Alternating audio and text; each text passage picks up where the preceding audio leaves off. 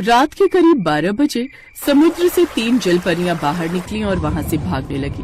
उनके पीछे एक काली परी भी उड़ रही थी। जल्दी जल्दी चलो, हमें अपनी ये जादुई छड़ी उस काली जलपरी से छुपानी होगी, वरना इस दुनिया का सर्वनाश हो जाएगा। लेकिन वो काली परी तो हमारे पीछे ही पड़ गई है। आखिर हम चले भी तो चले कहाँ?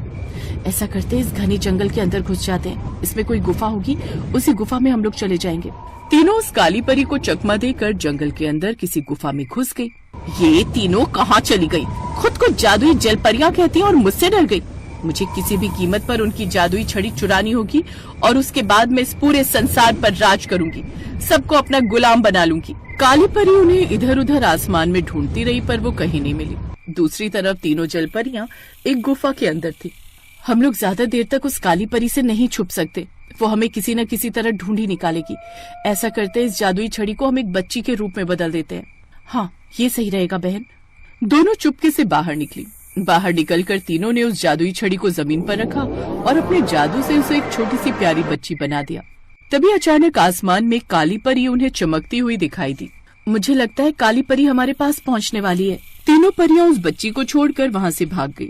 थोड़ी दूर पर एक नदी थी और नदी के अंदर ही वो तीनों समा गई।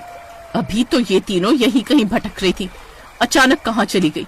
आखिर कब तक बचोगी तुम तीनों मुझसे? वो छोटी सी बच्ची उसी जंगल में पड़ी रही।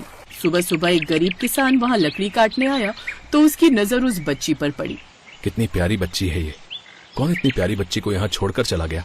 जब पाल नहीं सकते तो पता नहीं पैदा ही क्यों कर लेते। मोहन ने उस बच्ची को अपनी गोद में ले लिया। गोद में आते ही वो मुस्कुराने लगी। कितनी प्यारी मुस्कुराहट है इसकी मुस्कुराहट से तो मैं अपने सारे दुख दर्द भूल गया।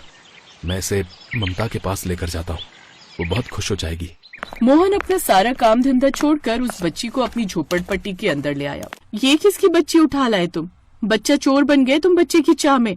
ममता, हमारी कोई संतान नहीं है। इस बात का असर तुम्हारे दिमाग पर हो गया है। कैसी पागलों वाली बातें कर रही हो। ये बच्ची मुझे जंगल में पड़ी मिली, न जाने कौन छोड़ गया था इसे। अच्छा, कितनी प्यारी बच्ची है ये, लाओ मुझे दो। ममता ने उसे अपनी गोद में ले लिया। दोनों पति पत्नी उस बच्ची के साथ खेलने लगे। वो बच्ची भी खुश थी। कहते हैं ऊपर वाला जब देता है तब छप्पर फाड़ कर देता है। ये तो बिल्कुल परी लग रही है, इसकी आंखें तो देखो। हाँ ममता, मुझे भी कुछ अजीब लग रहा है। एक अनजान आदमी की गोद में आकर इस बच्ची को रोना चाहिए। ये बेचारी वहाँ अकेले जंगल में पड़ी थी, फिर भी मुस्कुरा रही थी। मुझे तो लगता है ये किसी परी की संतान है। किसी की भी संतान हो, आज से ये हमारी संतान है। अगर इतनी ही फिक्र थी तो इसे छोड़कर क्यों जाती? फिर एक रोज वो तीनों जादुई जलपरियां मोहन के घर के ऊपर से गुजर रही थी तो उनकी नजर उस बच्ची पर पड़ी। वो देखो, हमारी जादुई छड़ी उन दोनों के पास है। चलो इनसे हम अपनी जादुई छड़ी छीन लेते हैं। इसको ये लोग बच्ची समझकर प्यार कर रही हैं, ये गलत है। तीनों जलपरियां नीचे की तरफ उतरने लगी। तभी अचानक उनके बिल्कुल सामने काली परी आ गई। बहुत सालों बाद मिली हो, लेकिन आज मैं तुम तीनों को छोड़ूंगी नहीं। जल्दी से बताओ तुम्हारी जादुई छड़ी कहाँ है? तीनों जलपरियों ने एक दूसरे की तरफ देखा। अचानक वहाँ से भागने लगी। काली परी भी पीछे पीछे भागने लगी। भागते भागते तीनों फिर से नदी के अंदर चली गई। ये तीनों जलपरी होने का कुछ ज्यादा ही फायदा उठाती हैं। जब देखो तब नदी के अंदर घुस जाती हैं। मैं नदी के अंदर जा नहीं सकती। मैं ठहरी आसमान की परी, लेकिन कब तक बचेंगी ये? जल्दी मेरे हाथ लगेगी। ऐसे ही समय बीतता गया और वो बच्ची 5 साल की हो गई। मोहन और ममता ने उसका नाम परी रख दिया। ऐसे ही समय बीत रहा था। फिर एक दिन, ममता, हम दूसरों के खेतों में काम करते हैं, फिर भी उतना नहीं कमा पाते कि अपनी बेटी को पढ़ा लिखा सकें। हमारे पास तो खाने के भी लाले पड़े रहते हैं। आप दिन रात मेहनत करते हैं, फिर भी सफलता नहीं मिलती। परी ने उन लोगों की बातें सुन ली। परी बेटा, तुम जाकर बाहर खेलो, मैं तुम्हारे पापा से कुछ बातें कर रही हूँ। मुझे पता है आप दोनों क्या बातें कर रहे हो। देखते ही देखते परी की आंखों से एक पीले रंग की रोशनी बाहर निकलने लगी। उसकी आंखों से सोने के सिक्के झड़ने लगे। देखते ही देखते उनका घर सोने का महल बन गया। उनके घर में ढेर सारा धन इकट्ठा हो गया। दोनों के कपड़े किसी राजा रानी की तरह बन गए। ममता और मोहन के गले में सोने चांदी के आभूषण आ गए। ये देखकर दोनों बहुत हैरान हुए। ये सब क्या है? ये सब क्या हो गया? इतने सारे सोने के सिक्के। मुझे तो पहले ही लगा था कि हमारी बेटी साधारण नहीं है।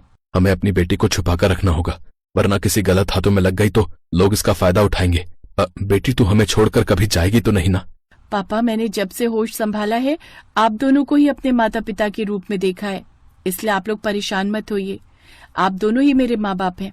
आपको छोड़कर मैं कहीं नहीं जाने वाली, लेकिन आज के बाद आपकी सारी समस्याएं खत्म। उन लोगों की ये सब बातें आसमान से काली परी ने सुन ली। उसे उस पर शक हुआ, ये बच्ची किसी इंसान की बच्ची तो लगती नहीं, जरूर कोई ना कोई झोल है, पता करना होगा। काली परी नदी के किनारे एक पेड़ पर छुपकर बैठ गई। रात में तीनों जलपरियां नदी से बाहर निकली। अच्छा हुआ हमने अपनी जादुई छड़ी को एक इंसान की बच्ची के रूप में बदल दिया था, जो कि अब उस किसान के पास पूरी तरह सुरक्षित है। हाँ, लेकिन बहुत दिनों से हमें काली परी कहीं दिखाई नहीं दी। चलो चलकर उस बच्ची को फिर से जादुई छड़ी के रूप में बदल देते हैं और अपने पास ले आते हैं। सही कह रही हो बहन। तीनों जलपरियां उड़ते हुए उसी किसान के घर पहुंची और उनका दरवाजा खटखटाने लगी। वो घर अब सोने का महल था। आप तीनों तो देखने में जलपरी लग रही हैं। हाँ, हम तीनों जलपरियां हैं। जिसको तुम अपनी बेटी समझ रहे हो वो हमारी जादुई छड़ी है। हमने अपने जादू से उसे इंसानी बच्चा बना दिया था क्योंकि उसे खतरा था। अब हम उसे लेने आए हैं। देखिए, मुझे नहीं पता कि आपने अपनी जादुई छड़ी से इस बच्ची को बनाया या कैसे बनाया, लेकिन अब ये हमारी बेटी है। आप इसे नहीं ले जा सकती। चाहो तो ये राजमहल, धन दौलत सब कुछ छीन लो, लेकिन हमारी बेटी को हमसे अलग मत करो। परी, ये दोनों तुम्हारे माँ बाप नहीं है, बल्कि हम तीनों तुम्हारी माँ हैं। दरअसल तुम एक जादुई छड़ी हो। तुम्हें अपने पुराने रूप में वापस आना होगा और हमारे साथ चलना होगा। इतने में पीछा करते करते वहाँ पर काली परी पहुँच गई। जिसका मुझे सालों से इंतजार था वो आज मिल ही गई। परी बेटा, आज के बाद तुम मेरे साथ रहोगी, फिर मैं पूरी दुनिया पर कब्जा कर लूंगी। तुम सब लोग आपस में ही फैसला कर लो कि मुझे किसके साथ रहना है, किसके साथ नहीं।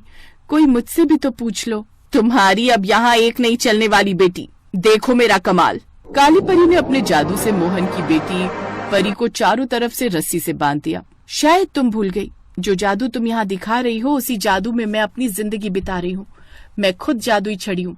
अब तुम देखो मेरा कमाल। परी ने जादू से सबसे पहले खुद को आजाद किया और उसके बाद काली परी को बंदी बना दिया। रुको रुको, ये तो कुछ भी नहीं। अब मैं तुम्हें इस अस्तित्व से ही गायब कर देती हूँ। बहुत परेशान कर रखा है तुमने सबको। इसके बाद परी ने अपने मुंह से एक फूंक मारी, जिससे काली परी धुआं बनकर गायब हो गई। जो काम आज तक हम जल परियां नहीं कर पाई वो काम तुमने कर दिया बेटा। अब मजबूरन हमें तुम्हें फिर से जादुई छड़ी बनाकर अपने साथ ले जाना होगा। मैं अपने माँ बाप को छोड़कर नहीं जा सकती। परी ने जादू से एक जादुई छड़ी प्रकट की और उन तीनों जल परियों को दे दिया। ये लो अपनी जादुई छड़ी।